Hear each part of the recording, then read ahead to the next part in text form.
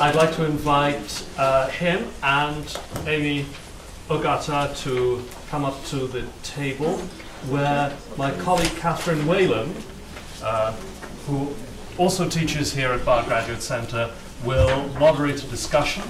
And I'm very thankful to be able to pass the talking stick to her.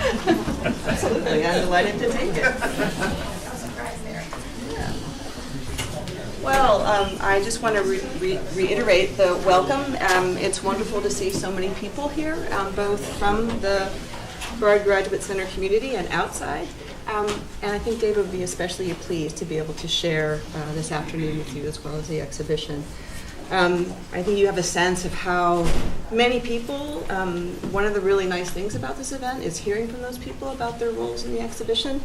And I can say, I think David would be outwardly modest, but, is it not loud enough? Yeah.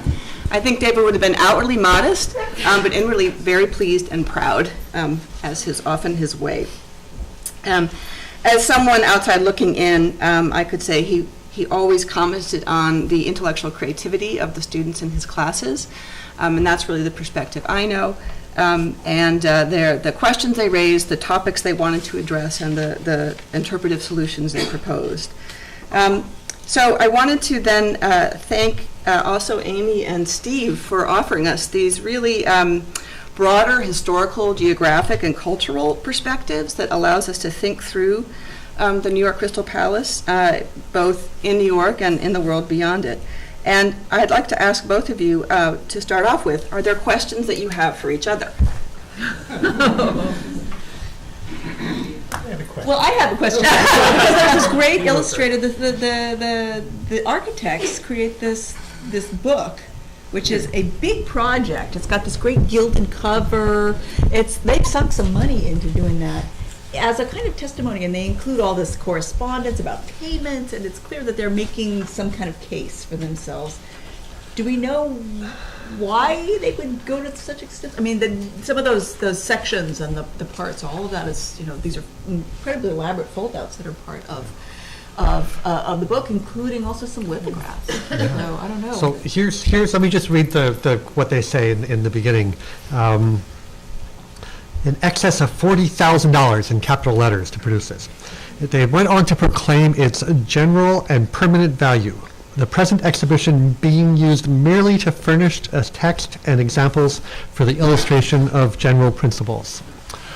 They hired the most famous scientist in America, Benjamin Silliman, to write the text, had no connection to the fair, and the part of it that he wrote is really a general history of industry, of technology, of science of the day. And I think they were thinking of this as a grand encyclopedia that was hooked to the fair to sell it. Yeah. It's a good question. It's a beautiful book. It is. Well, there's the Silliman book, but then there's the architects also create one, which is just about the building. And so there's this proliferation of books about this event.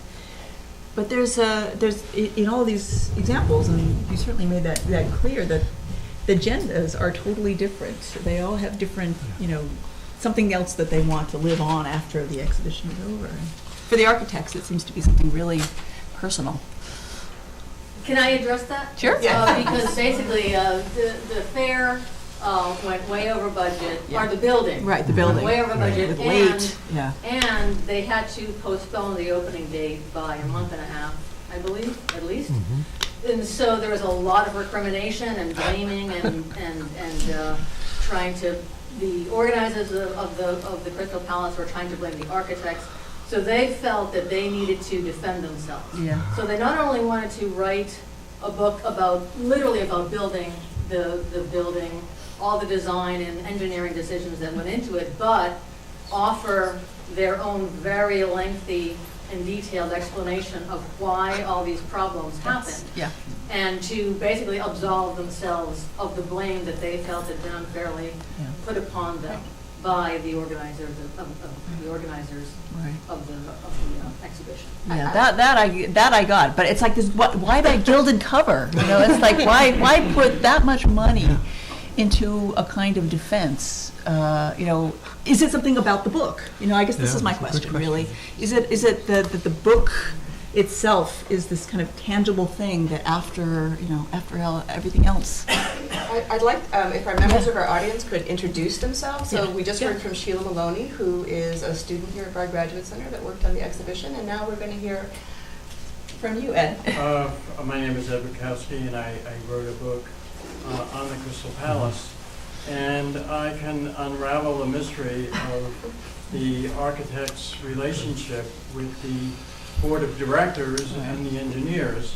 The original plans called for a basement for more exhibit space, and immediately to cut costs, the basement was eliminated. And as the building was being built, they became aware that they needed more exhibit space. So at the last minute, they had to negotiate with the architects to design this new space, which basically was the machine, arcade, and the art gallery. Between negotiating how much they should get paid and being blamed there were actually two deadlines. It was originally a May 1st, and then there was a June 1st, and then the final date was July 14th. So right from the beginning, the architects had a problem with the board of directors, a problem with the engineers that they worked with, and they also had a problem with a lot of people who were resentful of foreigners designing our American Crystal Palace. Both were here less than 2 years. They emigrated to this country, so there was some public opinion that was against them.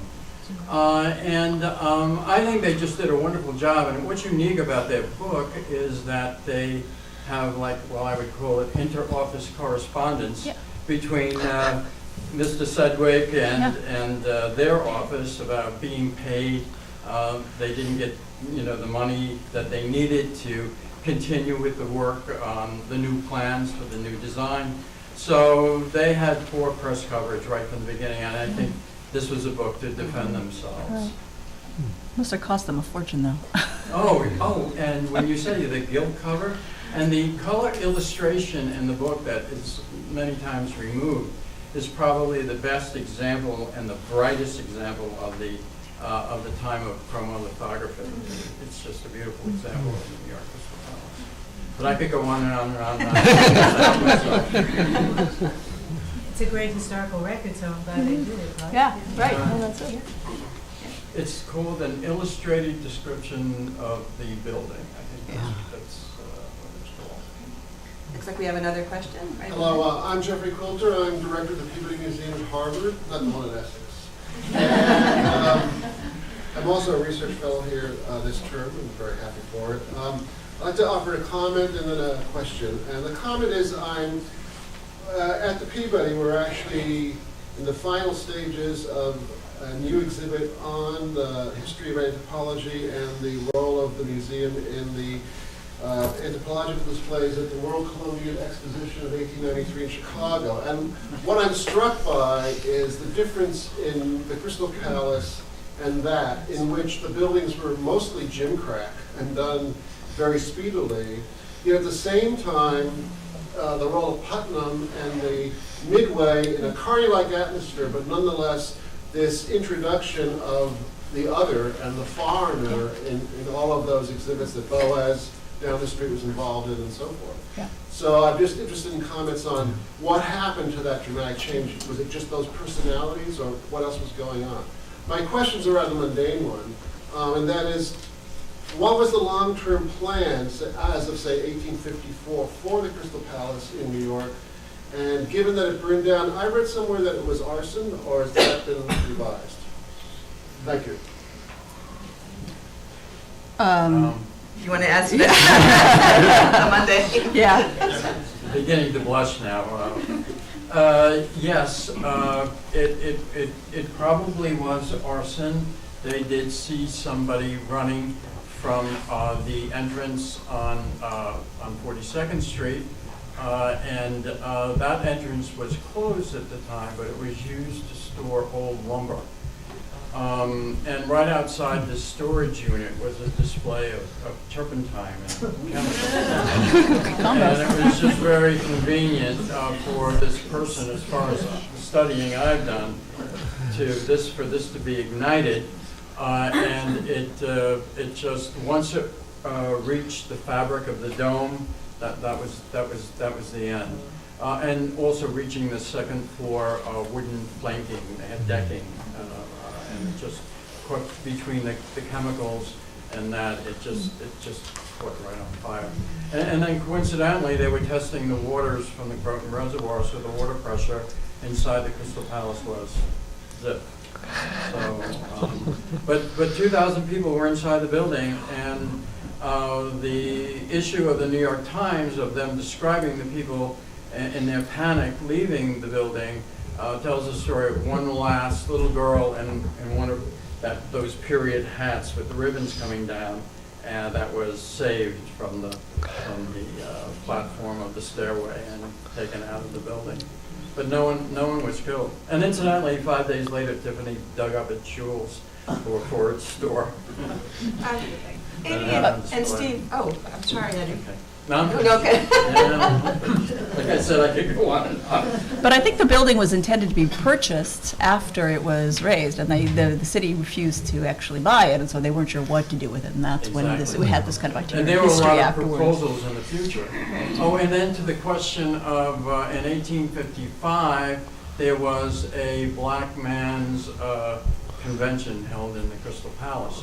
Now, I don't know if that meant that the African American was allowed entrance during the 1853 and 1854 season, but I do know that there were functions for the African American held in the Crystal Palace. Have the exhibits been removed by them?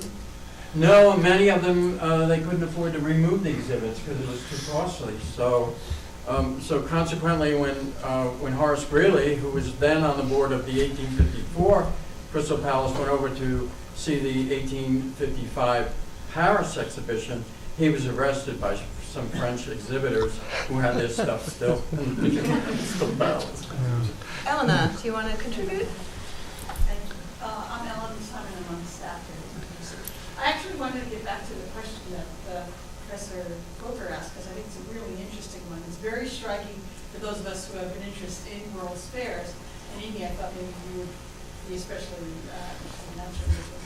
The contrast of the style of architecture between those two fairs is remarkable. Mm-hmm. And it's especially interesting, I was thinking about it as you presented all these other crystal palaces that were happening, over a span of a number of years. Now, it's true that the Columbian Fair, the structure was iron, but it was made to look as if it was staff, made with staff and stucco to look at this elaborate style. But I just wonder if you might address. Yeah, it was made to look Roman. It was made to look ancient, and it was made to, the city on the lake that had come back from a terrible fire, and so there's this image of permanence, of a gleaming, the new world taking on the best, the clothing essentially of the past, of the old world, and presenting itself as this kind of gleaming ideal city with canals and elaborate waterworks and bridges.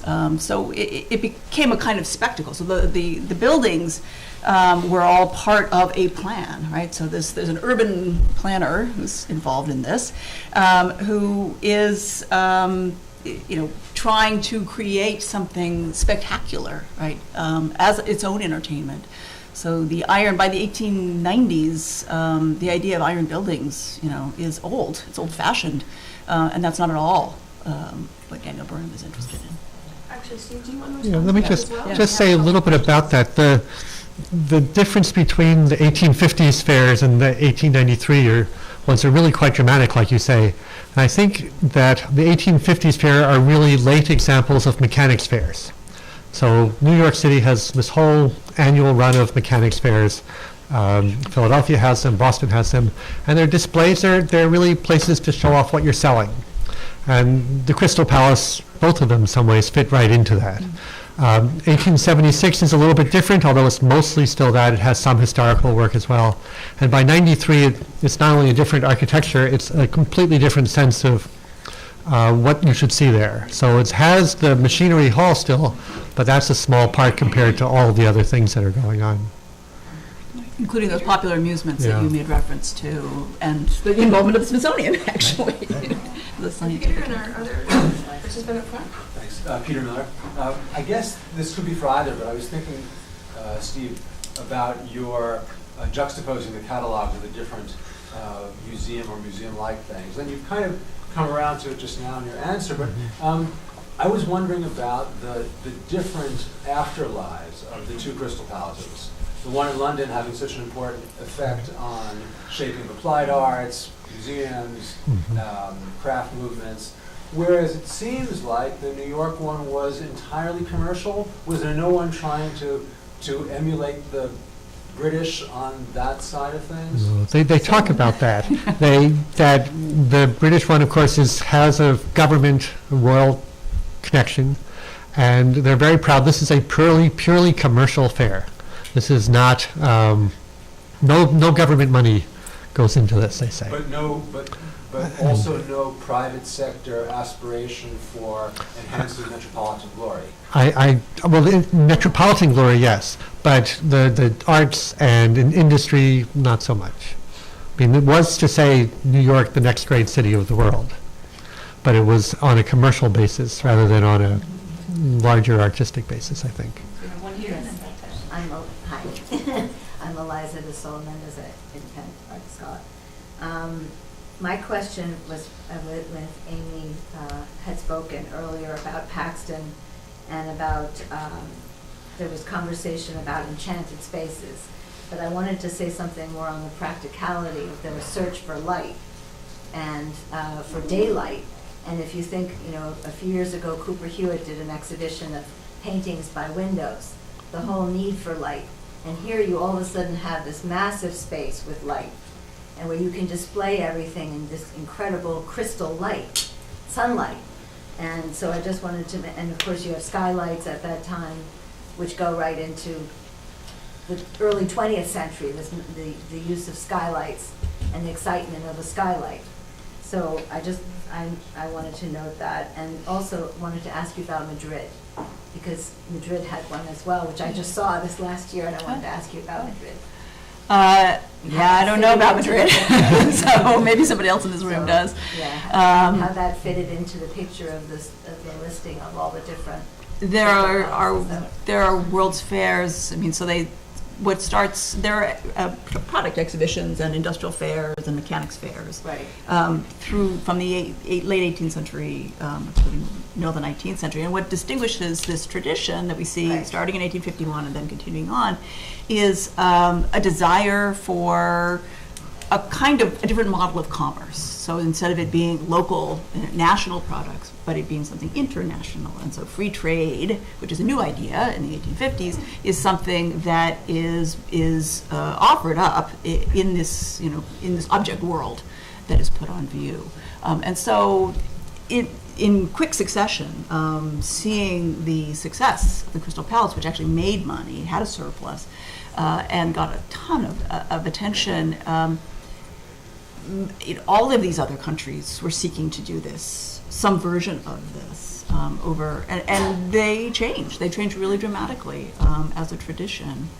I don't even remember the date of Madrid. It's not. It's fascinating. It's still there. Yeah, but what is the date of it? I think it's later, though, isn't it? I mean, it's 1870.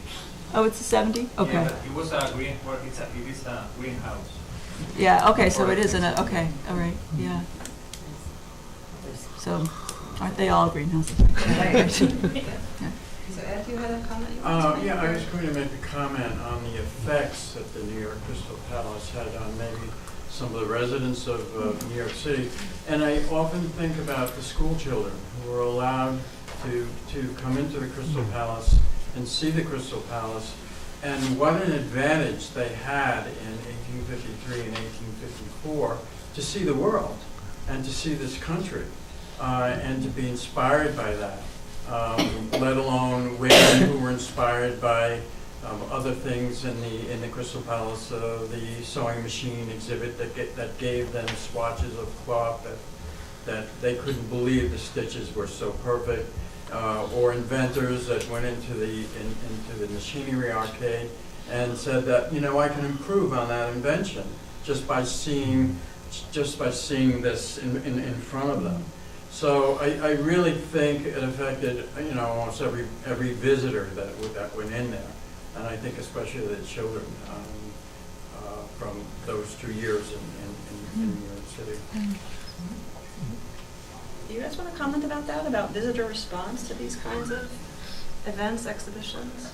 Not necessarily just the Crystal Palace, but other accounts? It's always so hard to know what visitors Yeah, think. And yeah. I'm sure there are letters, and clearly the articles in the newspaper talk about that. But the big mystery in all of these things is sort of, you see it, what effect does it have on you later in life? Was there any notable designers or architects that were influenced by things that went on in these particular things? Yeah, it's a long story, but yeah. So as a whole. Yeah. No, I'm saying that actually attended and then became Yeah. inspired. I don't know about New York, maybe, I don't know. yeah, there's certainly the British and French ones. Question back here. Debbie Waters, I work with the Cooper Hewitt Graduate Program. To what extent were exhibits supposed to be new? So many of the objects had been shown, say, in London, and particularly the British silver, something I've been interested in. And then they're shown here in New York. Or in one case, 1835 Boston piece of silver is being shown in 1853 in New York. So was there any requirement that things be new? My impression is that it was strictly up to the exhibitors, and that most of them were eager to show off their latest products. I mean, it's really more of a sales hall to think about it, rather than as a historical exhibition. So that you would go there and you would see what you might want to import or what you might want to buy. You might show off historical things, older things, to show, look at the beautiful things or how long we've been in business. But mostly it's about, here's what you can buy from us today, is what most of them are after. And there are classifications of various materials, from raw to finished. And they use the same one in New York that they used in Britain. So the organization of the fair also says something about the kinds of products, and kind of privileges the finished object. Although the raw parts of it also are these sites of wonder and information. Steve, do you want to comment more about how the database project that you did changed, perhaps, or what insights did it reveal about content or display? Yeah. Or So the main thing the geographical mapping is really quite fascinating. And in some ways there's no grand surprises to know that the South is mostly producing raw materials, and New York City is full of the cutting edge daguerreotypes and that kind of thing. You get a sense of the categories that surprised me, things like the number of musical instruments on display. A lot of German musical instrument makers must have seen the U.S. as a great market for their goods. You get a sense, what I came away with was a sense that a few agents were very interested in selling off certain kinds of things. So there's a collection from Newfoundland that is clearly a variety of things from Newfoundland, but are all brought together by one New York City agent. Things from British Guiana, these sort of outliers that you won't see until you start picking apart the database. That's the sort of thing you can get from understanding it that way, I think. I think there was a question over in the middle here. Is that right? There's one over here. Right here. Yeah. Well, I think could you start, and then we'll go back and back. How about that? If we go easy. My name is Georgianne Ansler. I'm just a fan of the Crystal Palace. And you were talking about influences of, were any architects influenced by what was there? Well, Otis Elevator introduced the elevator. And that concept was quite new. And when you think of the influence that had on future architecture, I mean, the high rise, was kind of born with the Otis Elevator, which in the beginning people were deathly afraid of, and they wouldn't even set foot on it there. But that was introduced there. So there were some firsts at the Crystal Palace that in some cases were quite mundane, but in other cases where you could see where the genesis of some of the greater events that were coming and the future for technology and architecture, and a lot of that was there. And it was an introduction of these things to the common man, because without his acceptance, those things were not going to flourish. And this was a way of introducing them on a more understandable level. And I think you talk about first overseas versus in England versus over here. Well, people didn't have television and the internet. Just because it was introduced in England as a first didn't mean that people over here knew about it. It was still going to be a new first over here. So many of the things that were at the London Crystal Palace were reintroduced to this side of the pond and the New York Crystal Palace. John Ward, head of silver for Sotheby's. We know how commercial this was. I mean, could you buy things out of the exhibition like the later in the 1890s? Were people taking orders on the floor? I think no to the first question and yes to the second. I think that they were very much there to take orders and to set up a way to sell things locally. And was there a sell-off of once it closed for the first round, was there a sell-off then of this material that had been imported over that people didn't want to turn? I mean, I know St. Louis, for instance, there was a big sell-off of things, you know. I can speak to that. There wasn't a public auction when it closed, and that a number of goods were in fact sold, but they weren't sold during the London Fair from the floor. The later fairs, by 1855. Yeah, you could actually buy. And when President Pierce was at the inauguration on the 14th of July, he ordered the White House dinnerware set from a dealer inside the Crystal Palace. Matthew Dennis, University of Oregon. I really am struck by how distinctive the Crystal Palace exhibition seems to be compared to other World's Fairs. And in fact, really I hadn't really thought about it as a World's Fair exactly until today, but it seems very distinct. And so my question is, was it just a commercial fair? I mean, I know that's a lot, but or was there any kind of sense of a kind of reason for calling it, some historical reference? Afterward, it seems to me all of them seem to require that. In Philadelphia in '76, in 1893, the ones in the West Coast, in Portland, say, and other places. So I just wondered, so the big pivot here, just to maybe state the obvious, is the Civil War. And during the Civil War, the sanitation fairs certainly had a kind of a political narrative attached to them, as well as these other objectives. So I guess my question is, the fairs afterwards would continue to have their commercial and booster purposes, but they would usually have some kind of patina of historical significance. But it seems like in 1853 that wasn't the case at all. That is my impression. In the London one does have this patina of we will improve the quality of goods. The 1876 one is about the centennial. The 1893 one is about Columbus. This one does not seem to have that. It really is a mechanics fair done over. Yeah, and by 1867, there's actually a historical history of work. That's one of the exhibits in the circular fair that you can walk around and see not only the new things, but also a selection of historic objects. He's wondered, travail, it's like, it's workmanship, really is what they mean. And then our person in the back. It's Ivan Gaskell again. I wonder to what extent the presence of, or the consequences of enslaved labor was either masked or made apparent in the exhibits. I have seen nothing in the catalogs that mentions it. In the published book about the fair, the big picture book, there's a lengthy description of the cotton gin and talks a good bit about slavery, but it's not connected to the fair particularly. There certainly are southern manufacturers who are selling their things there, but it's a good question, and it would be well worth seeing if there's any mention of it. I don't remember seeing anything. And there are northern products, manufactured products that are made with raw materials that are From produced yes. by enslaved people. Right.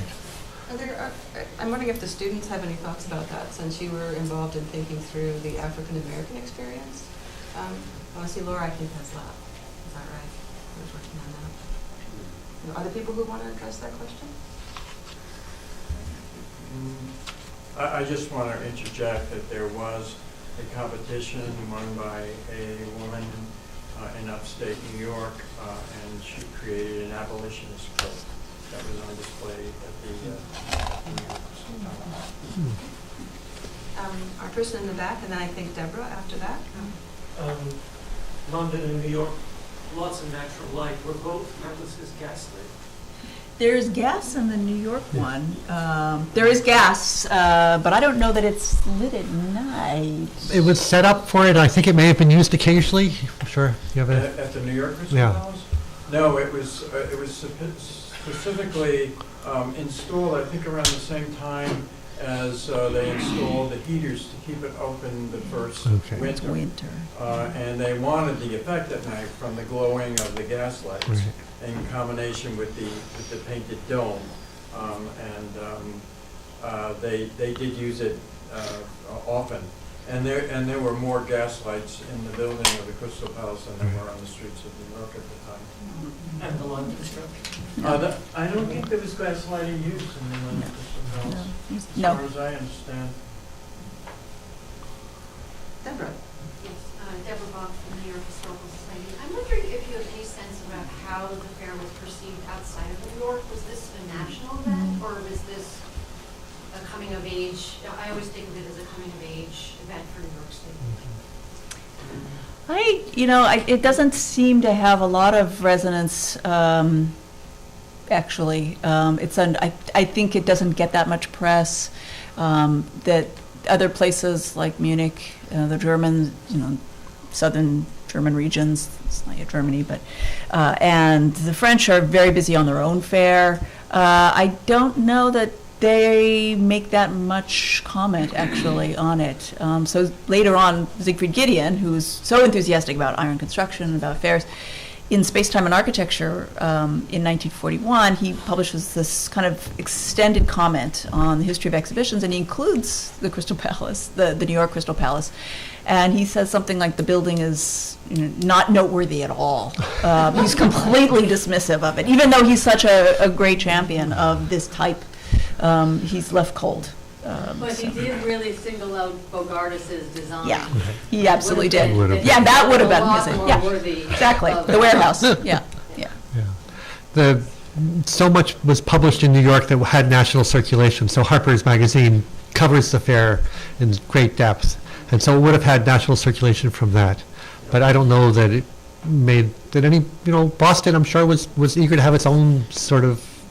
They thought they were important too, so it doesn't get the same press that the one in London does.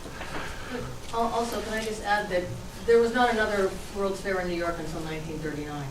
And even in the 1890s, when there was some discussion about bringing a World's Fair to New York, and P.T. Barnum was involved, he basically said, we've never had anything like this. So I feel like it really just kind of fell off the radar. It was a financial failure, and I think it just kind of fell off the radar very quickly, and just was kind of almost forgotten, even by the person who was one of its big promoters. Well, that's why I call my book The Lost History of the New York Crystal Palace, because it's been basically ignored. And it was part of the movement uptown, and it initiated the movement uptown. It just had a tremendous effect on New York in many ways. Poor Crystal Palace. I'm Jill Fenichel. I've written about Uncle Tom's Cabin ceramics, and I think one little tiny blip that seems to collide in my mind is that Harriet Beecher Stowe published Uncle Tom's Cabin in 1851. So 1853, I think there were a lot of industrial products that kind of reflected or mirrored elements in the book.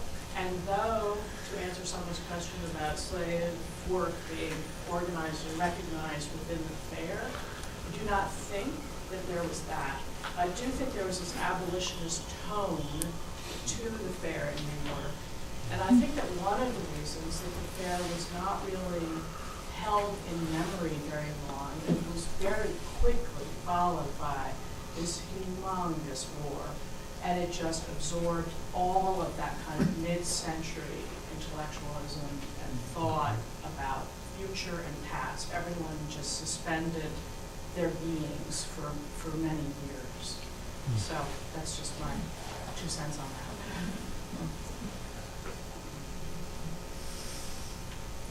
So Steve, I don't know if you ever got to ask Amy your question. My question was about the colors. So the London Crystal Palace is bright colors. It's blue and green and yellow, sort of shockingly un-Victorian in some ways, I think, maybe. Or entirely. Or entirely. Yeah. But it just stands out as sort of very mechanically bold. And where do those colors come from? What are they thinking about? They're thinking about, so the interior is painted. The interior of the New York Crystal Palace was also painted, and that was part of this whole dispute, as you know. The London one was created by Owen Jones, who was part of a group around Henry Cole who were very much concerned about design and manufacture, but also about the importance of some of these aesthetic decisions. And Jones in particular had a pet interest in chromatic theory. He was someone who was an architect, who was also a lithographer. He was tremendously interested in the Alhambra, and he is the one who writes the Grammar of Ornament, right, 1856. It's the compendium of the ornament of the world, essentially, and time, in the wake of the Crystal Palace exhibition. And he was hired, and what he was working with was the series of primary colors of red, yellow, and blue on the different ribs with white in between, to give it what he called a neutral bloom. There's this idea of a kind of chromatic harmony that he was hoping to give the viewer in this otherworldly experience, a spatial experience unlike what they were familiar with. And so he had this whole scheme for painting that interior to create this sensation, this optical sensation. But I have a question for you. Heather Jane McCormick, who many of you probably do know, told me at one point that Silliman had objects daguerreotyped in the preparation of his catalog. Yes. Is that right? Yes, he says in the catalog that every engraving is done from daguerreotypes. And I wondered if there are any. Where are they? Yes, I wondered the same thing. Yeah. But they do brag about that. Okay. And I don't know if that was the common way of doing engravings at that point or not. But that seems very they brag about it. Labor and intensive and And I think this was all done live. You could go and watch them do this, was my impression. Wow. That this was live at the fair. You could watch them daguerreotype it, you could watch them engrave it, and watch them print it. And so it was advertising for the publisher, I think. Part of this, David's larger project was thinking about New York as cultural capital, both of production and tastemaking. And daguerreotyping was one of the things he was particularly interested in, and how this both captured, but then became the mode for other imagery and other forms of production. He's also particularly interested in furniture, and printmaking. And you can see that, right, in the exhibition, those points of interest that he's subtly directing your attention to, and that the students explored more fully in their essays. We have two. I just want to make a comment on the reception of the fair. I have an example in the master's thesis that I did for Forward here, which was a study of collecting and consumer culture through the library of a figure who lived in Montclair, New Jersey. So really the catalog, the official catalog, finds a place in this collection, which extends all the way into the early 20th century. But the owner of this house and library would have been just 14 years old. So I don't have proof that he acquired it when he was 14, but it has his personal stamp. And when I wrote my paper, I looked at this as like the first in a series of steps that led to the full bloom of his consumer and collecting culture, you know, with catalogs going, especially in the 1890s, as collections were dispersed from famous figures, but through newspaper clippings and everything. But this was like the earliest example that I sort of hinged the thesis on in terms of collecting behavior. So it would have influenced him. Maybe he acquired it a little bit later, but it's likely that he would have visited at age 14. He's someone who was bringing himself up by the bootstraps and went to Cooper Union in New York. So he did everything possible to inform himself about culture, and then eventually becomes a banker with some means. So catalogs lead to more catalogs. Yeah. The database. Right. So I don't know how prevalent, you know, to find a catalog like this in situ in a collection is, but. I don't know how many survive. There are a few that, if you look up in the library system, there are some that are out there. But how many were printed? Somebody asked before. How many were saved? I really don't know, and it's not the sort of thing that would have been useful 5 years later. So it's not something you would keep forever as a beautiful thing. No, it wasn't. I know. I was worried, you know, where are the Right. illustrations? This is not helping me No, much. it's He was interested just a in list. science and a Yeah. collector of both microscopical instruments and things like that. So there So was it a would whole have- scientific aspect that would fit in, Yeah. you know, the way this catalog was structured. Okay, we have, I think, time for just a couple more questions. So we had Ed, and I see Janine there. Do people want to comment? Make a question? Janine Felino, independent curator. I just wanted to go back to the installation next door and wondered whether you originally had planned to install the entire floor, or was that one half your original plan? I don't know where Caroline is and the students. I wondered if there were a lot of things that you found or not very many things. Curious about that too. Well, originally, the show was going to be on the very top floor in a smaller room. But I think there was some decision to not have the other big show that was supposed to be at the same time. So we actually got a slightly larger space. It's you or me. As gallery director, why don't you address this? Me just consider being director of the Bryant Park in the gallery. Actually, it was a very conscious and important choice because part of it has to do with various administrative matters within the Bard Graduate Center, but we were eager to give more prominence to focus projects. These two, in a way, are a legacy of the first model, so they were originally intended to be in a smaller room. And rather than trying to stretch them out, we kept them within the scale that they were originally intended. And this is part of a long-term project that we will now, every spring, actually feature 2 focus project exhibitions. And I should also say that focus project exhibitions have a budget cap. So the curators are asked to work within that budget cap for both getting loans and for doing their publications. So those limitations continue to apply even though it's a spatial.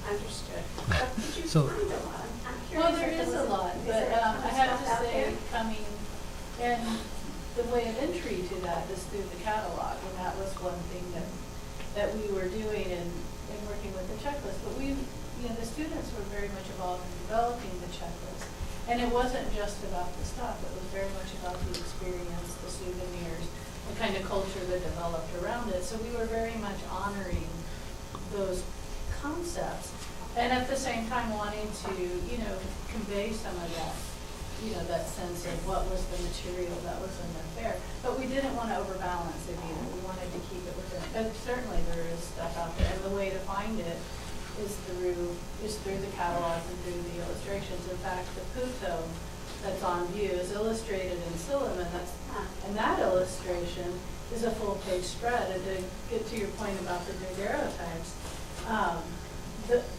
pictures of the elements for that sideboard were actually photographed in Ernst Plassman's studio, and they're in different configure. I mean, the Putos are together with a little architectural detail between them, not how they're actually on the cabinet, which we have the blow up of that. And so, it really became a question of balance, and you know, in keeping to that, I will say for a small exhibition, we had 13 vendors, which is quite a lot. made things very interesting, especially because they were storing installation. I'd just like to add that I'm quite pleased by the fact that we've never gone over budget on a project.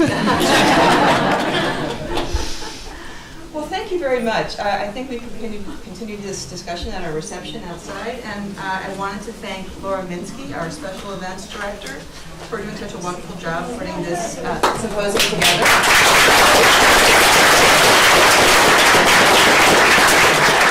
And I also wanted to thank by name the students who worked on the exhibition, some of whom are here, but many who are not, and that's Claire Bosch, Alexandra Busher, Roberta Gorin, Anna Estrades, Maggie Frick, Sheila Maloney, Elizabeth Muir, Rebecca Stadler, Laura Schilling, Alyssa Vasquez, Caroline O'Connell, Andrew Taggart, Garrett Swanson, Jessica Kitts. And I also wanted to say a special thanks to David's family, who's joined us for this occasion, and that's his cousin, Stephen Beth, and his very dear daughter, Isadora. Thank you.